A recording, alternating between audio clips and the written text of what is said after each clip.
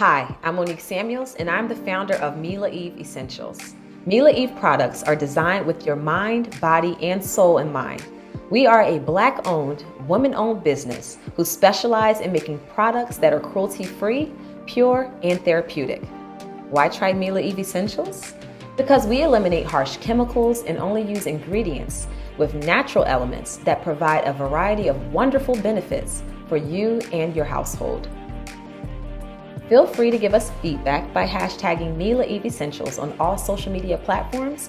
And don't forget to follow us on Instagram, Facebook, and YouTube, where you can get essential oil recipes, fun product facts, and other important usage information. Nature knows best, and so does Mila Eve.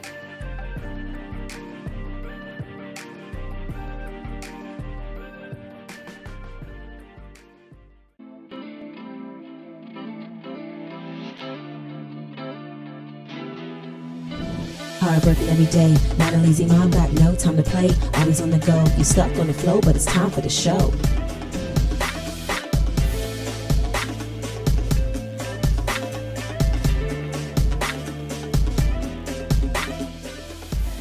Hey, what's going on, everybody? Welcome back to another episode of your Not for Lazy Moms podcast, the best podcast in the world until you meet our next guest. But what's up, Allie? What's going on? You know, today I decided a little red lipstick to just wake me up because the coffee's not doing it. So I'm here, I'm ready, I'm excited.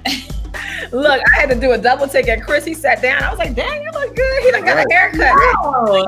Yesterday. I'm like, he over here looking a little scrumptious and edible right now. I'm loving it. And I love that he's been smiling. You know, the new year has been some happiness and all that good stuff. So I'm refreshed. I'm ready to go. I'm going to act like I wasn't up until 5 a.m. packing Mila Eve essential orders and got like 3 hours of sleep. I'm just act like that didn't happen. You would never know. Seriously, you look incredible. You would never know. I would be a hot mess if I was up until 5 a.m. Oh, thank you. But I'm loving the red lip. You look really good. Hair all fluffed out and stuff. Go ahead, Alex. All right. Listen, this is probably the perfect episode topic today because we are talking about being more than a mom and more than an ex. So we have a special guest, but before I pop her up on the screen, I want to give you an overview of what we're going to discuss today. So we're going to answer a few questions, but how often do we find ourselves being frustrated because we're being defined by a moment, a person, or simply being just a mom or dad? The true nature of who we are and what we represent is overshadowed. And you get to the point where you no longer want to take the back seat anymore. How do you set yourself apart from the title that you're given by others? We're far more capable of doing it all and accomplishing so many goals. So why are we summed up with an apostrophe and an S? Chris Samuel's wife, Sam's mom, or the newly referred to as Monique's husband. So look, I'm going to introduce our next guest. Her name is Torrei Hart. She's a comedian and she is hella funny. What's going on, Tori? Hello. Thank you so much for being on today. Look, before we get into it, I need to brag on you for a little bit. Not only is Tori a mother of two beautiful teenagers, she's an accomplished mompreneur. She's the author of the best-selling Keto Recipe book. She's a comedian who literally sells out every show when she goes on tour. She has a movie production company. Y'all just produced the movie and you starred in it. And it has Hollywood likes of Lennix of the Blacklist and the Matrix. She is doing things. She's entered the podcasting world with her podcast, Breaking Through with Tori. I'm just like, you're doing it all. But with all that being said, she is sick of being referred to as Kevin Hart's ex-wife. Tori Hart. Hi. Welcome to the show. Thank you so much for being here. Now, we've had conversations, and first of all, you're hilarious, and I love talking to you. And I love that you are literally what we stand for at Not for Lazy Moms, which is we want it all, we do it all. Right. Yeah. So I want you to tell us more about your projects you've been working on and we'll get into the deep discussion of just juggling everything that you're dealing with. But I want to know more about your recipe book, your comedy tours, all of that. Give it to us. Okay, well, the recipe book is called Skinny Bitch Keto. And you know what? Can I grab it really quick? Mm-hmm. You know, I wasn't even, it's right here. Yeah. Right over here. It's an ebook, but I got a few copies for myself. So this is it right here. It's called Skinny Bitch Keto, and it's 25 easy peasy recipes. And I started the book because I had gained some weight and I could not lose the weight. I tried every diet. If you look at my pantry, you would think that I have a diet store in my pantry, because that's how many diets and cleanses and weight loss, whatever is in there. So I finally stumbled across the keto diet, and that's how I came up with the recipe book. And I started like doing a lot of videos online, and so many people was like, "What's that recipe, Tori? Let me see that." And then the weight started falling off. So that's how I came up with Skinny Bitch Keto. And it's fun. I love it. So that's where that came from. That's awesome. Yeah. And I'm sorry, go ahead, Chris. quick, before you move on, did you work out while you was doing this, the keto diet plan or whatever? I did. I run almost every morning. I live in the mountains, so I'm always running. I try to get in at least like 2 miles a day. Wow. And it's really hilly. So it's actually, I would say, equivalent to about 4 miles a day, if you know, because it's tough. It's really, really tough. But I love it. It's like my therapy. It's when I'm running, I hear clearly from God. I'm like, I put my worship music in and I just keep pushing forward. So that's what I did when I was doing the keto, when it all started coming. I definitely did exercise, and I lifted a little bit of weights, not too many, because I'll bulk up. So mainly running and cardio. Okay. Yeah. I do want to say, Tori, first off, you look fantastic. I follow you on Instagram, and I love that you post I love that you post your runs. It like motivates me, because as much as we all have going on as moms, parents in general, like you always manage to get in like any sort of run, and that's very motivating. I do want to touch on the keto real quick before you move on from that. For those listening, can you just explain, because keto is actually very manageable if you are, juggling the kids and your business and everything. Keto is pretty manageable, isn't that right? Yeah, it actually is. This is why I loved it, because I wasn't starving. Most diets, it feels like you have to starve yourself, and you just it's not conducive to a lifestyle, at least not for me. So keto is a high fat, very, very low carb diet. If you're a sugar lover, then it's probably not for you, because you can't have any sugar. That's when your body, you really want to eat a lot of fats, because what happens is you remove the carbs out of your diet, and then your body starts to live off of the fat. So that's when it starts going into fat burning mode, which is called ketosis. And when you get into ketosis, that's when the weight it starts to fall off. I mean, if you're really strict and you stick with it, you'll see a change in about a week and a half, to where it's like, okay, I can live with this. I can do this. And, and even if you're a vegetarian, because I know there's a lot of people who are vegetarians now. I mean, it's good for that too, because you don't necessarily have to have the meat, but you can have the other vegetables. You can cook it in coconut oil, olive oil. Coconut oil is a high fat oil. So I used a lot of coconut oil in my recipes. You can eat cheese, you can dairy, if that's what you like. So it actually, it worked for me, because I love cheese. So keto was the perfect diet for me. And lately I haven't been eating meat. I've been cleansing for the last 2.5 weeks. So I've also been coming up with more vegetarian recipes, to where it's making me more creative. So even if you don't eat meat, you can still have the fat and just put it with vegetables. So it's definitely a great diet. I love it. Awesome too. Yeah, we stopped eating meat around the time quarantine started. Okay. And, I was doing really, really good with it. I still am. I've not eaten meat, but I need like the opposite. I need to gain some weight back. I've been just like overworking and stress and everything else. I've definitely dropped below my normal weight by like 4 pounds, which is a lot for me. Okay. So I like the fact that you also have high fat for because it will work in the way I need it to work, using that as well, because I need some more fat.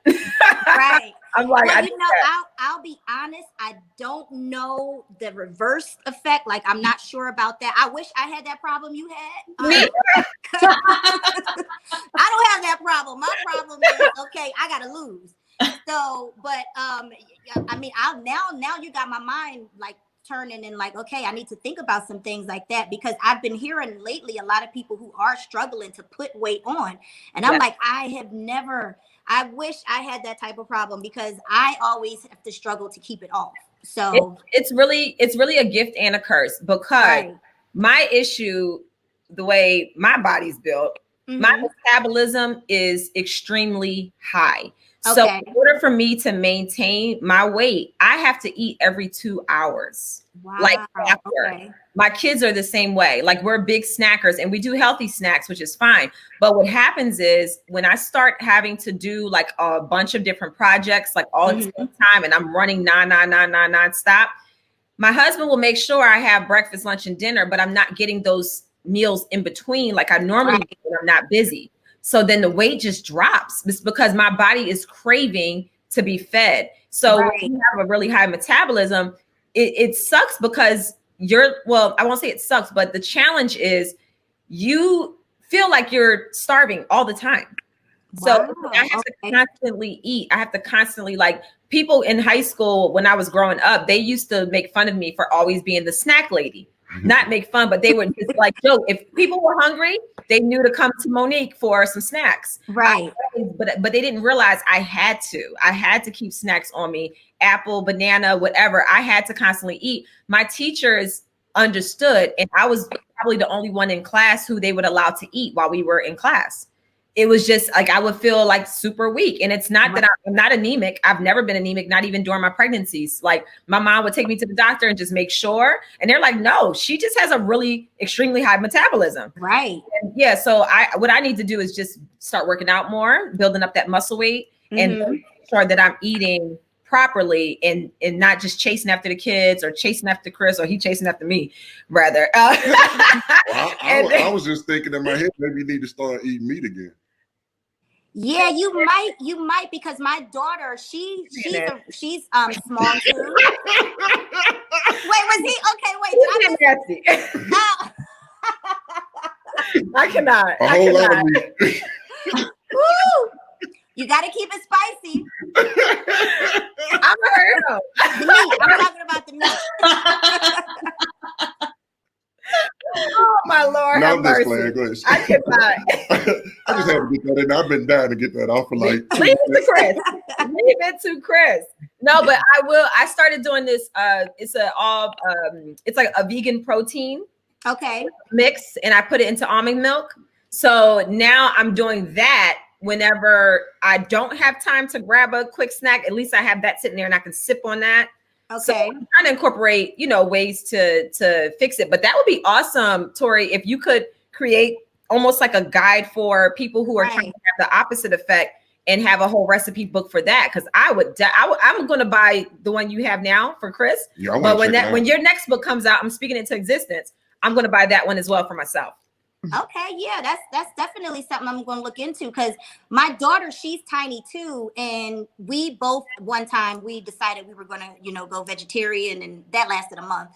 But she lost so much weight just in that month, and I didn't. I was like, well, I mean, you lost all of this. I didn't. I mean, I probably lost a pound or two at that, but I mean, my daughter, she dropped really, really fast. So I know for her body type, vegetarian is not good for her. Okay. So it's making me, it's a lot of research I'd have to get with like nutritionists and stuff like that too, because I definitely, when I did this one, I talked to a few health and wellness doctors too, that helped me, as far as like, because some people can, get sick or, diabetic. I had to look out for that.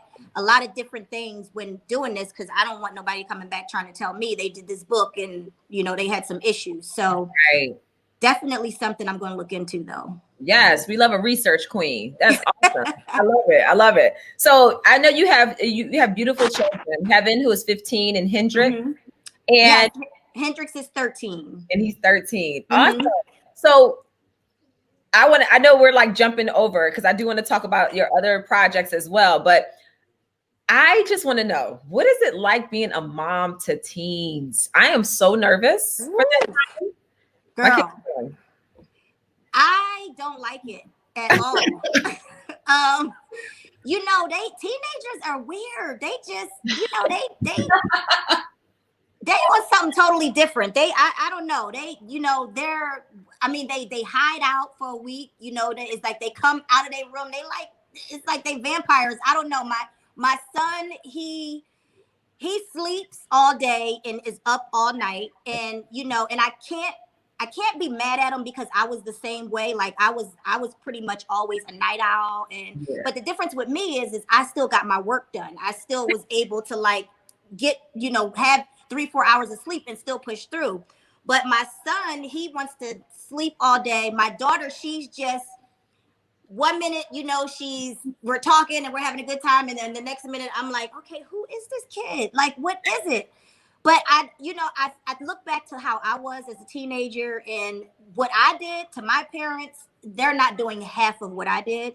So I'm okay with their behavior as teens. Like, you know, but teens it's like a roller coaster. Is 1 minute you love them, the next minute you want to wring their neck. You don't know what you want to do. But from what I understand and talking to the other parents who have teenagers, it's pretty normal. So, you know, it's just they test you though. I'm gonna tell you what, they test your faith. They test. My kids got me, you know, calling out to God, like, God, okay, listen, something's about to go down. You better get these kids. And I'll tell you that much. Your faith will be tested when it comes to teenagers. But it's also fun because they teach you. I mean, my daughter, she the other day we're having a conversation and she's like, I just want you to know I'm not anti-vax, Mom. And I'm like, what do you mean you're not anti-vax? She's like, I'm not against vaccines or nothing like that, but I'm just, you know, because there's a lot of my friends, they anti-vax. They certainly not doing the vaccines. And I'm like, girl, first of all, you're still a minor, so I'm gonna let you know if you're anti-vax or not. But she's, you know, she's so ahead of her time. I'm just looking at her like I was not looking at documentaries at this age and studying and the things that she wants to talk about. I'm like, I was so different. So it's crazy to watch her versus how I was as a teen. So you'll also get to, you know, see like, well, if you have one kid that's just like you and then one that's completely different, it's like, well, where did this kid come from? But it's so fun.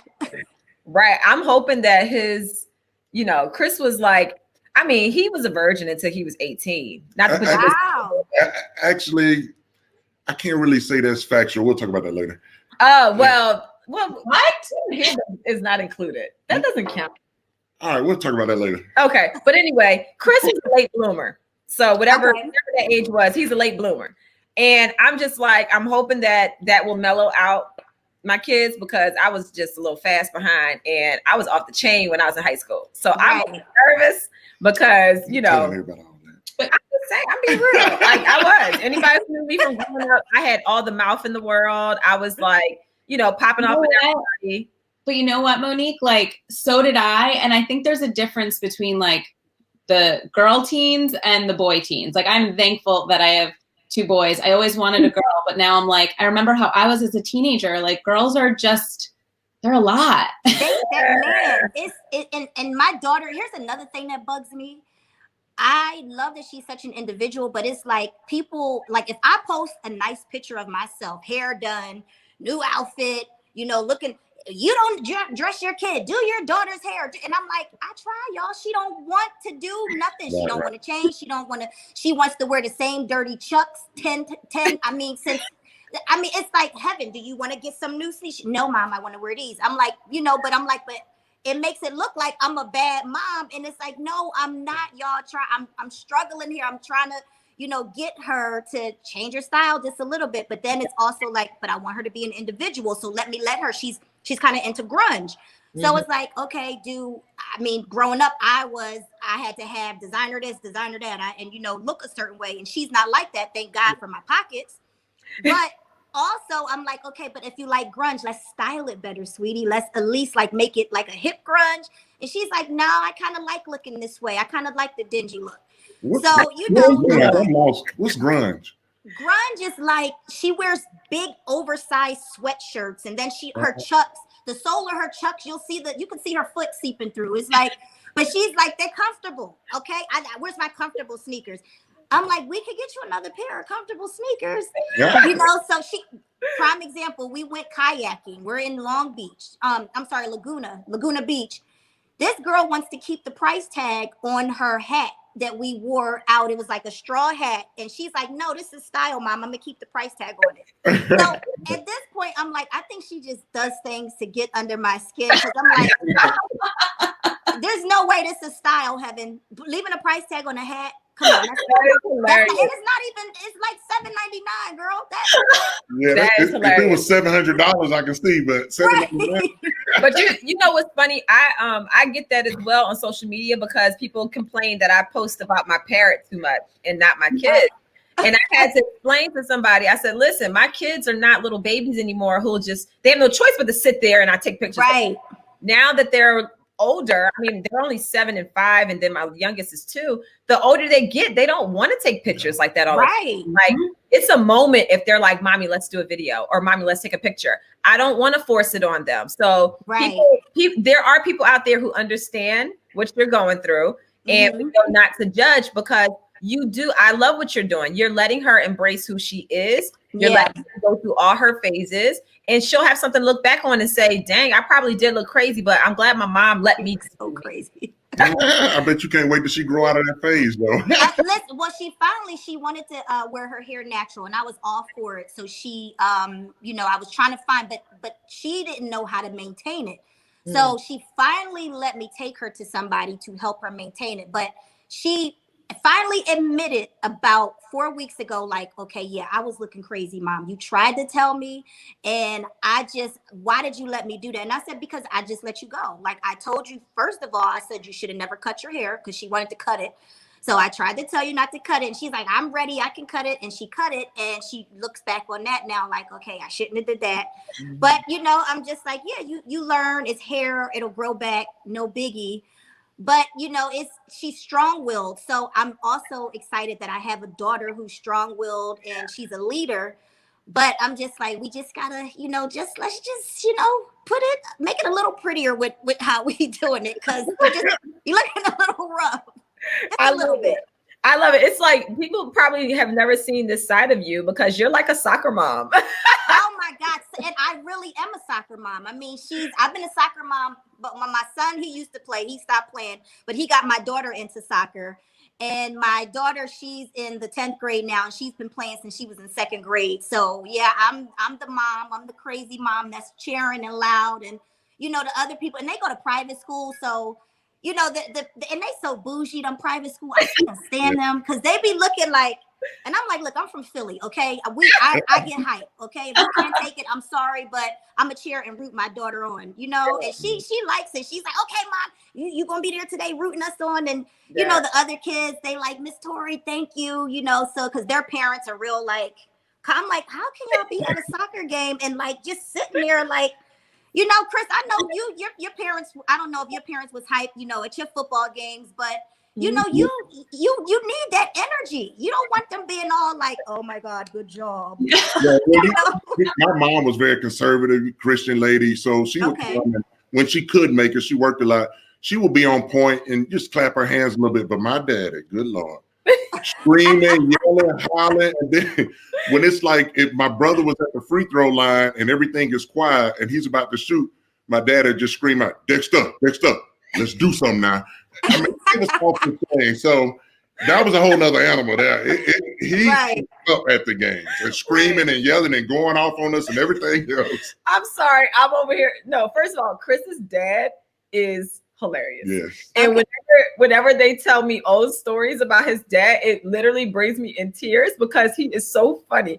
It reminds me of when he had the CB. All right, I'm gonna tell this real quick because it's your show now. You the guest, but so my mama went to a yard sale. I grew up in Mobile, Alabama. She went to a yard sale and she brought back a CB like the truck drivers have, right? Yes. So my daddy put it in his van, but back then you only had so many channels on TVs and stuff like that. So literally he would be in the neighborhood on the CB and it would break into the little TVs in everybody's house. Breaker, 44, 44, party animal, party animal. And my mother would tell us, run out there and tell your dad he's in the TV system again. It was so embarrassing. But this one was the worst one. When we were in elementary school, you know how they have like the intercom system where they would, you know, talk to everybody in the afternoon announcements. Right. And literally he would sit in the parking lot and just wait on us to get out of school to take us home for about 15 minutes before school lets out. And then an afternoon announcement comes on. And he would break into that system. Party animal. Sugar. Yeah, I'm here to pick these 44s up. 44s, I guess, was code word for kids. Okay. And literally me and my brother would sink in our chairs. We knew who it was. And the teachers was like, what is that noise? What is that noise? Finally, the kids figured out what it was, and it was our dad. My brother said one day that the teacher said, what is that noise keep getting in the system? And everybody in the class said, that's Dexter, Daddy. I would have loved that. Oh, no, it's so embarrassing. Boy, I don't ever want to hear another CB again. I'm telling you. It was crazy. Oh, but I'm sure he sounded like he was so fun, though. Like, he's just a fun dad. So yeah, he was funny. Let me say that. Oh my God, we call him Big Man. Big Man is hilarious. Like, he literally to this day he cracks me up. Like, he is. I love Chris's dad. He's amazing. So we're gonna move on. His code name was Rattlesnake. That was his name. So they used to call me Little Baby Big Snake. Little Baby Big Snake. Oh my God, that is funny. Look, like I want to know, how is it being that your kids? I mean, they're in the public eye, like they're in Hollywood. You know what I'm saying? Yeah. So how is it being a mom and balancing that? It seems like you do it pretty well just from the conversations, balancing that normal life versus what people are expecting from them, even in the public eye. Well, you know, it is what it is. Like, I mean, this is my life, you know, it's our life. So I guess it just feels normal. You know, the kids that they go to school with, I mean, they go to school with the Kardashians, they go to school with Diddy's kids, they go to school with Cedric the Entertainer's kids. I mean, so it's like LeBron James' son and my daughter have several classes together. So when it's kind of the norm, I guess, you know, you just treat it as such. You know, it just so happens that this is the school that, for whatever reason, a lot of celebrities go pick this certain school. So that's normal. I still give them punishments. We still go to the mall. We still go bike riding. We still do normal, you know, everyday activities. So I figured if we like walked around with security, or, you know, walked around like, okay, don't touch us, we are above. Like, you know, if you acted that way, then yeah, it becomes weird. But when you just, you know, act like it act the way it is, then it's normal life for them. And I can speak for me. I can't speak for their dad, but I try not to post them that often, which a lot of people, this is another thing that, you know, bugs me, because a lot of people think I don't even have custody of my kids. And I'm like, no, I actually have 60% custody of my children. You know, I just choose not to post them as much. You know, it's like you were saying, you post your parent. I got my dogs. I got my 2 cats. You know, my 2 cats and my dogs, they have to do what I tell them to do. You know, my kids do too, but I don't like forcing them, or like, you know, do this, you know, because then it looks forced anyway.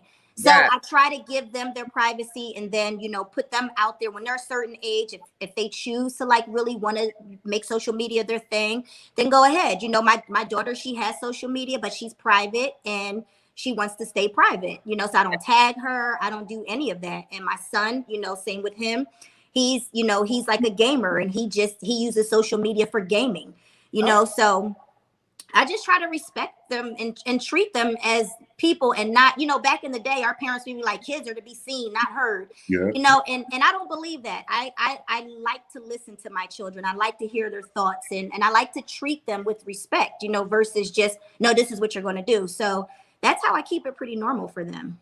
Wow. I know that's right. 60%. She said, this ain't no. Yeah, let me put it out there. Not 50-50, but no, 60. Yeah. You know, it baffles me. Like, one girl was like, girl, get off the phone. You don't even have kids. They over there with their stepmom. I'm like, yeah, because it's their week. But definitely, and I'm getting a break. But thank you for letting me know that. But just because I don't post, sweetie, does not mean it's like this generation thinks if it's not posted, it ain't happened. Right. So that's just crazy to me. I'm like, and then I had pressure before, like, well, should I post my kids? Because then, it'll show people. Then I'm like, no, I'm not doing that, because then I'm conforming to them, and that's not what I'm going to do. Yes, I'm not going to feel that. When you're sitting back and you're really just enjoying yourself, you're not thinking about let me post this on social media right this second. Like, you want to just live in those moments and enjoy those moments. So I totally understand you there. That makes perfect sense. What is it like co-parenting?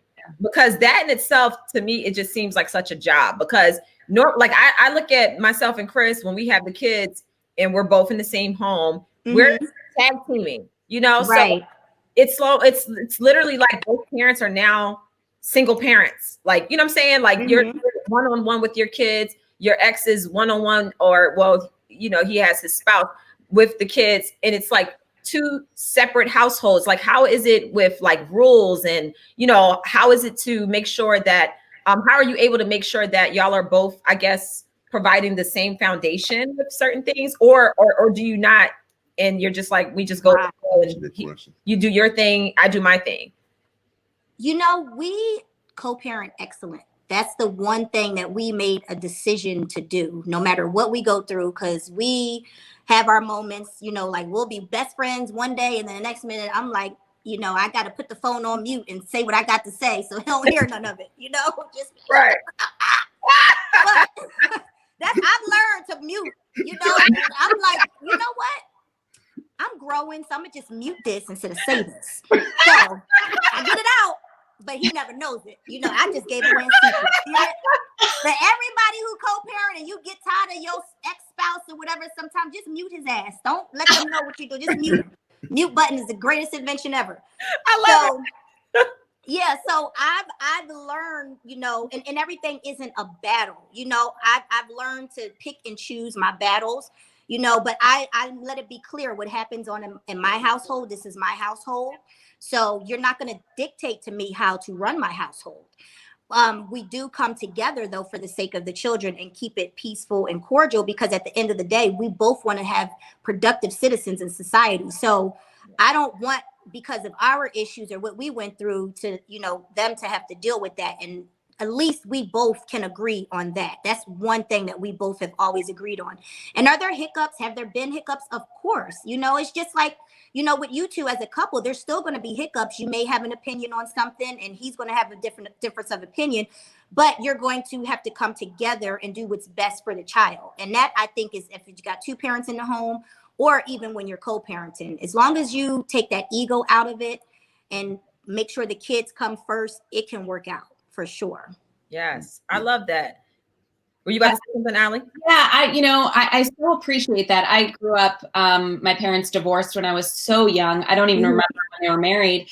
And I'll give my parents credit, because I know that how angry my mom was with my dad, how much they fought offline with each other. But in front of us, they kept it so cordial. They would, we'd celebrate birthdays where we could both be there. They could both be there together. And making it normal for the kids, I feel like is so important. And it doesn't make it as toxic as it could be. So I think that's amazing what you're doing. I really do. Yeah. I mean, and kudos to your parents for that, because I mean, you growing up needed to see that, no, it's like, I come from a 2-parent household. My parents are still married, almost 50 years. So for me, I never expected to be divorced, but, I also understand, just because we don't work out doesn't mean that my kids should suffer. We still do birthdays together. They're older now. So the next party will be my daughter's sweet 16, if we even do that, because of COVID. But we also, we throw parties together. We when she goes off to her dance, we'll go to each other's house and still see them off to the dance and stuff like that. So it's really just, like I said, put your ego to the side. Not to mention, one day they may have grandkids, or, your kids will have kids. So then you're going to have grandkids. Are you still going to be walking around with a grudge? Like, oh, I can't stand this person. And then you're in the hospital still mean mugging this person after 30 years. Like, it ain't even that serious. Like, honestly, and it's more harmful to your own mental health than it is to the person, like, to live that way. You know, that all being said, because I know we're talking about as well how you don't want to be referred to as Kevin Hart's ex. I feel like we always get put in these boxes. Like, growing up, I was the only Jewish kid in my class, or the only kid whose parents were divorced, or the only, you know, I feel like we're always put in these categories. How do you break free from being referred to as Kevin Hart's ex? How did you kind of move forward and really find yourself and you know, your voice? Wow. Well, first, that's another reason why I'm doing my podcast, Breaking Through with Tori, because, you know, and that came to me, God gave me that when I was running. And it was, you know, I feel like there's a glass ceiling sometimes, and people don't recognize how creative I am, how talented I am, because they still just want to see me as this guy's ex-wife. And it's like, no, you guys, me and Kevin have done commercials together. I was on his TV show. I was there before he ever got on stage. He was selling sneakers. You know what I'm saying? So I've been there before that. And the thing is that he blew up so big, it was like, okay, they can't see that. So I'm like, but meanwhile, I'm pushing forward. I have my recipe book. I have 2 films right now that I'm a producer on that are on BET. You know, I just shot another film in Atlanta, Super Turn. I'm actually February. I'm back in Atlanta shooting a horror film with my producer partner. You know, so I'm like, it's amazing. Right. I'm like, I'm working, y'all. Y'all can see me. I'm Nickelodeon. I had a TV show on Nickelodeon, Parental Discretion. I'm like, did anybody see the show? I don't know. You know, co-hosted with Tom Joyner. Always a co-host on that, Dish Nation. So I'm like, I'm working, y'all. I just don't think that you guys want to see me differently. So now I'm going to take the reins and do this podcast, which I know is it was God given. It just like breaking through, and I know this is going to be so powerful because it's for people who want to break through. It's also not just for celebrities. It's going to be for, say, if you're a secretary and you're just trying to figure out, like, how can I get to the next level? You know, anybody in their field, you know, you want to raise from your boss. How can I break through to get what I want? And a lot of us, we have these stories where we did break through, or, you know, stories of how we can break through. So I definitely feel like that's going to be something that's really big and help a lot of people. And it's passing no judgment. I mean, I'm going to have I'm going to have guests from porn stars to evangelists, because, you know, in my opinion, porn makes the world go around just like religion. You know what I'm saying? And it's like, why we got to judge these people? I mean, it's $1 billion industry. Somebody's watching it. But they also may need a breakthrough. You know, like they're tired of being looked at as this way, but they have so much more in them, or they felt like they had to do this in their 20s and they're now living in their 40s and they want to turn their life around. Yeah. You know, so they want to stop breaking through the vagina and get on. Right. I mean, I'm here for it. Right. I want to hear the porn part.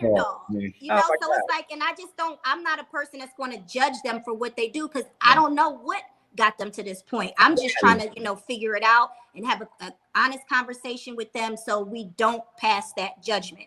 Yes. No, I'm sorry. Now, I know you were saying, like, in the beginning, when you and your ex were still together, to me, it seems like you're in a very peculiar situation, because he still talks about you when he's on stage. He's not letting certain. Well, I mean, you know, which is great. let's just face it. I'm very memorable. You know, if you still need to talk about me, I get it. But run me my coins, okay? Right. If you want to use my likeness, okay? Because I know I'm very funny. I know how we used to, you know, I'm not going to put too much out there, but, you know, I was a muse, and I get that. And now looking back at it, like, before, I used to look at it like, damn, you know, you always talking about me. Like, it's been 8 years. Can you talk about your new wife and you got, you know, new family? Talk about them. But as I started looking at it differently, it's like, okay, well, I get it. You know, you still feel the need to talk about me because I'm still entertaining or what have you. But let's just talk about now compensating me properly. Right. And, you know, once we had that conversation, it's all good, you know, because he did say in the last special, he's going to get me a Tesla, because he already knew when he did the jokes. He's like, I ain't running these jokes past my ex-wife. I'm going to have to buy her a Tesla. But no, we're going to need more than a Tesla, Kevin. Okay. We're going to need more than a Tesla, because when we were married, I ain't mind you doing it, because I knew I was getting the benefits of it too. But Tesla, we got to do more than that. Right. You got to go hard. We've had the talk though, and he agrees. He agrees. Yes, I can appreciate that. That's awesome. Because at the end of the day, as a wife myself, and knowing what I do behind the scenes to make sure that our house runs, I can imagine what all you were doing while he was trying to pursue his dream, and you're pursuing yours as well, right alongside him. So it's like you were that stepstone, you were that backbone that you know was able to launch the success that he has now to a certain degree. So I can definitely, you know, appreciate that, and the fact that you're able to continue pushing and moving forward. And now that you've brought yourself to this moment where you're like, you know what, it's time for people to know who I am as a person, as an individual, as a mom. So my next question is, how hard or easy is it to date with all of that going? It's gonna be good. Man, you know, it's not easy. I'll tell you that, because, you know, it's for one, I am in the bracket that I'm in. You know, I'll just jump up sometimes and plan a vacation in the whim. And it's not a lot of people who can do that. And I'm so blessed to be able to do that. And I understand why I'm blessed, because like I said early on, I did a lot, you know, to put it this way, I sowed a lot. So I'm reaping what I did sow. So thank you, God, for that. Yeah. And what I've noticed though with men, sometimes they feel like they have to be this person, and it's like, no, just be who you are. I don't need you to try to be something completely different or lying. You know, I've had men that lie to me about what they got going on or what they doing, or try to make themselves bigger than what they are. And it's like, dude, I can see right through that. Like, and you're lying and you're telling people things like, don't you know that they're going to come back and tell me, or, you know, I can investigate. It's really easy nowadays to check into stuff. So I would have to say that. Right now, though, I am in a place of celibacy, and really just I'm on a healing journey. So I'm healing, I'm juicing, I'm getting my mind, body, spirit right. So I'm not even thinking about dating right now. And I truly believe, though, one day God will bring the right man that's for me. But I would have to say right now, my date life is my career, and I know that my career is not going to go anywhere as long as I keep putting into it. So that's where I'm at right now. Yes. Wow. No, that's great. I mean, it takes those moments where you can just kind of sit back and self-reflect, especially when you're fasting and praying and doing all of that. Yeah. That's when all of that good energy that you're putting out there is going to come back, and you'll have the perfect situation and everything that you've, you know, longed and craved for. You kind of went through that as well. I've definitely been through that, but I do want to talk about just the fact of just being more than the individual behind the scenes.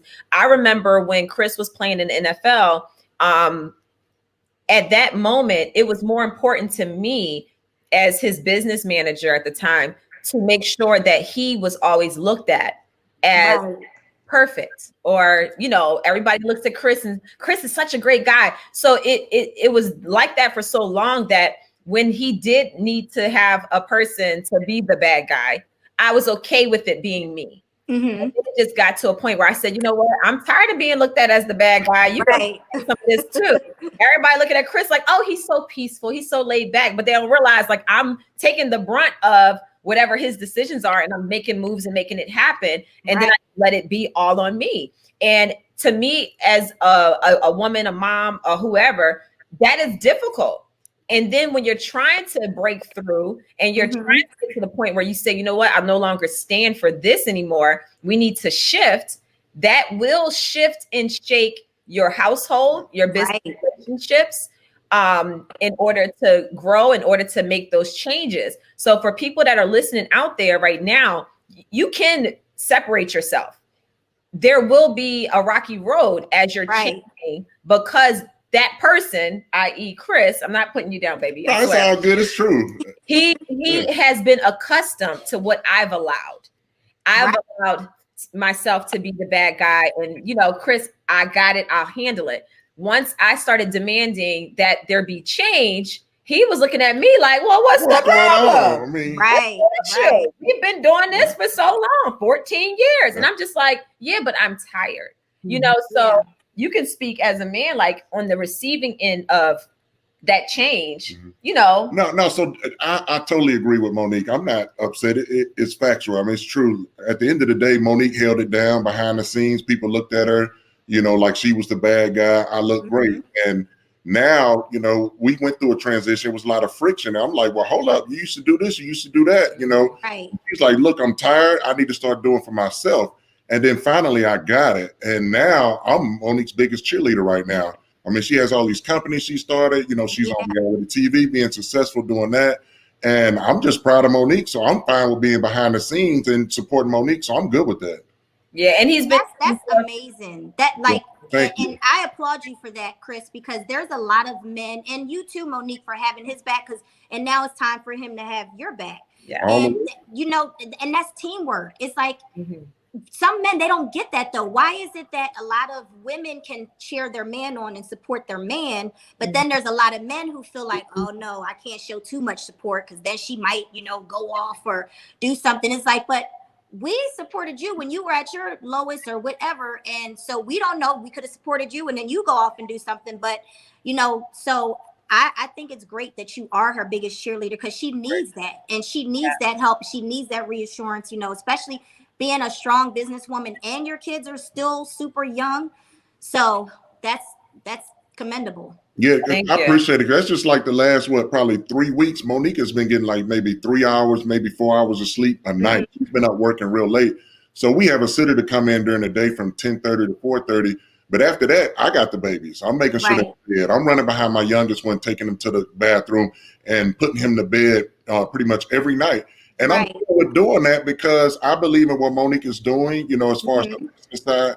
I've invested in it, in her companies and stuff like that to get her initial startup. So I'm just proud of her. I always knew she was smart and intelligent. I'm so happy and proud. I'm telling everybody, I'm sending text messages out. You know, this is her essential oil line. And like, she's doing the damn thing and I'm proud of her. Yeah, I think it gets to a point where the issue we were having is that I needed more than words. I needed actual action. You know, Chris has never had a problem just saying, I'm so proud of you. Like, this is great what you're doing. But it was basically that action of support where if you know I've been up till 5 a.m., you know, don't ask me to do nothing for the kids. Right. Also, too, I justified a lot of things by, you know, I had the money. So I was like, well, I'm doing this. I'm doing that. I'm buying this. You know, we're taking this vacation. You got these purses, these shoes, these bags. I'm invested in your company, so I'm thinking I can just sit back and chill. Right. You know? But at the end of the day, she needed more. And we have a marriage counselor that we meet with once a week. And those walls have gotten so high up, and I wonder what the hell is going on. Like, I'm not getting what I want. You know what I'm talking about? Right. And I'm just like, all of these different things. And I'm frustrated. I'm like, man, hold up now. Something got to change. But then once we started meeting with her and talking with her, then I started understanding things a little bit better. And she understood some of my side as well. And, you know, our relationship is much stronger than it's ever been, especially what we just went through, you know, dealing with, you know, some other stuff. I don't even want to go into details about that, but we just went through some stuff that, and it just made us, you know, grow tighter and do each other more. Yeah. No, that's amazing, guys. I'm proud of you guys and keep doing that. Counseling, that is so dope. Because a lot of people, you know, if you know you need it, like I'm in therapy right now too. And I said that my next partner, he's going to have to understand, you know, therapy. He's going to have to understand God is so many things now that I realize that I didn't do. And so since you guys know that you have to do this therapy and you're doing it to keep your marriage, it's not a bad thing. You know, people be so against therapy and it's like, no, it's keeping us together. We're there. Sometimes you need that middleman to, you know, break down, like you said, the walls and figure out what's really going on. And I love that you said also, you know, you felt like, oh, because I'm the money man, I don't have to do nothing. A lot of men feel that way. And it's like, listen, all right, just because you're the money man does not mean I still have to work like a slave. Okay, because being the money man when you were playing, you know, she was a big part of that from what I understand, and still, you know, helping you out, making pieces move behind the scenes so you could just go and play. So, you know, now that the roles have reversed, and I'm sure it probably took a little while, but you guys got it. And just keep pressing forward. Like, I'm rooting for you guys to like kill it, keep killing it, show that Black love, keep it moving. Thank you. I appreciate that. I appreciate that. If there was like an ultimate message that you wanted to get across to the people that are listening and they're struggling right now with, you know, they want to be more than a mom or more than any title that they're given, what would you say has been the major moment that caused you to realize, I want a change and here's how I'm going to do it? Woo, well, girl, I have a few of those moments. I mean, but as of the most recent one, I would have to say is definitely the Breaking Through podcast. It was, I really had that epiphany of, you know, and it was because his special had just came out. And for me, in my life, I was like, I am tired. I worked hard. I've put in so much work and I'm not getting the recognition that I deserve. I'm not getting the job opportunities that I deserve. So I said, I'm going to have to create something so people can see me in a different light, because I can do 1,000,001 interviews, but they chop it up the way they want to. Or, you know, no matter how much acting I do, you know, I haven't had a blockbuster film, but you know, they call me the indie queen because I've done a lot of independent films, which I'm okay with that because I'm getting my chops up. So I would have to say though, when you're feeling it, you know, and it's in your gut, like, and you'll get a sign from God, or if you call it the universe or the creator, however you view it, you're going to get that sign. And it's like, you just have to go, you just have to do it and do the work. Like, nothing just happens. It's a lot of work to get to where you want to go. You know, I'm like you, I don't get a lot of sleep, or I'm up at 4 a.m., you know, and I go to bed a little earlier now, but I'm up, I'm doing what I have to do. I carve out time now to get my run in, to get some of my workouts in. No excuses. I don't care when people's like, you know, I don't have time for that. I'm like, yeah, you do. You got time for what you want to make time for. So there is no excuses. If you really want something, you're going to do it and you're going to go after it. So I would just have to say, just you got to go for it. Don't talk about it, be about it. Yes, I love that. I love that. You have any closing tips, Allie? I mean, honestly, everything you just said is incredibly motivating and inspiring, and all the work you do, whether it be write your podcast and movies, your philanthropic work, your being an incredible mom and co-parenting. I'm just appreciative of all the information you shared with us today. It was really, really great. This was awesome. And I love the fact that you're being deliberate about making time for yourself as a woman, not just as a mom, but as a woman. Everything that you're doing is not limited to your children. And what I love about it is that this will inspire people to understand that it's okay to be passionate about other things outside of your family than just being a mom. And that's another thing. I'm glad you said that, because, you know, and I'll say this much, when my kids were younger, I wasn't doing as much stuff. I was more of a stay-at-home mom, and, you know, but I was always training. I was always doing, like, even if it was like 2 hours a day, I still was doing stuff towards the future. And another thing to let, you know, moms know, like, it doesn't have to happen in your 20s. It doesn't have to happen in your 30s, your 40s. It can happen in your 50s and your 60s. It can happen in your 70s. I just was looking at social media, looking at this lady who's 85 years old, and her body is banging. I mean, her body looked better than some 20-year-olds. And I just was like, you go, girl. I forget. She was Robert Ector's mom, the photographer. I forget her name, but her last name is Ector. And just looking at her, I was so inspired, because I hear people like, oh, I'm too old to work out. I'm like, this lady, 80-something years old, and her body, no, you ain't too old to work out. You're not too old to get it together. And don't have this pressure of this ageism. You know how they try to put this ageism on us. And it's like, no, but we did take 20-something years of raising the kids, and now it's mommy time, and some of us feel like, I can't do it because of the age. No, go for it. Don't make excuses. Go for it. Whatever you want at any age. That's another thing. Just go for it. Yes, I love it. Do you have a confession for us? that you would like to share before we close out? Tell it. You know what? Okay, I do have a confession, and this is spicy, but this goes to show you when I first moved to LA, I was a phone sex operator.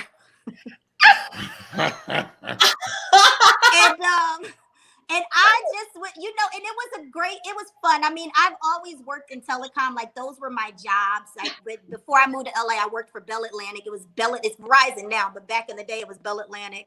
I worked for Adelphia Phone. I was always in customer service. So every time I would call people, I would put on different voices, go into different characters. So when I got to LA, and LA, girl, rent was expensive back then, okay? And I still had to be out and about, not have to, I couldn't sit at a 9 to 5 all day, So I saw this ad and I was like, oh, okay, I can do this in the comfort of my home and make money. And yeah, so I was a phone sex operator. That is hilarious. What's funny? I remember back in the day, remember Girl 6? Yes, that was me. I used to be like, look, if all else fails, I'm pretty sure I can do this job when I get older. Girl, I'm trying to, and it's fun. It's because the longer you keep the person on the phone, and it makes you more free too. It's like, if they don't know, like they would request certain people. I'm in a robe, okay, hair all over the place, ain't brushed my teeth, thrust in my eye, and I'm like, yeah, okay, yeah, daddy, whatever you want. Yes, I got it. She can just call my cell phone and talk to me like that anytime she wants. And let me ask you this on this topic. Now, this really perking me up. I like this conversation. I wish we had like 50 more minutes, but so would it be women calling in as well, talking to you? I had a few women callers. I did have a few women callers. Listen, it's okay. They don't know, like I said, they're not seeing. This is before everything became visual. So I don't mind. I'm just thinking I got to get to my money. Okay. We got to pay rent. We got to eat. So I'm just thinking of survival at the time, which, and I didn't feel convicted. God didn't convict me for doing that. It's not like he didn't. That was therapy. That was the therapy stuff you was talking about, right? Yeah, he didn't convict me at all. So I was like, all right, I guess I'm good. It's not like I'm actually going out there and doing it. So I guess I'm good. Yeah. Oh my God. He done convicted me on a few things. And I'm like, okay, that ain't it. So this will go down as the best confession in 3 seasons of podcasting ever. Like, I love it. And I guarantee you, there's a bunch of other people out there right now, like, oh my God, I used to do the same thing. And, right. I mean, listen, those 900 numbers were around for a reason. Okay. Yes. They were there for a reason. Just like I say, porn is $1 billion industry. Somebody's watching, somebody's calling. Yep. And truth be told, there's a lot of people out there right now doing it for free. They write all sexting and texting and doing all of that and ain't getting paid for it. Not a dime.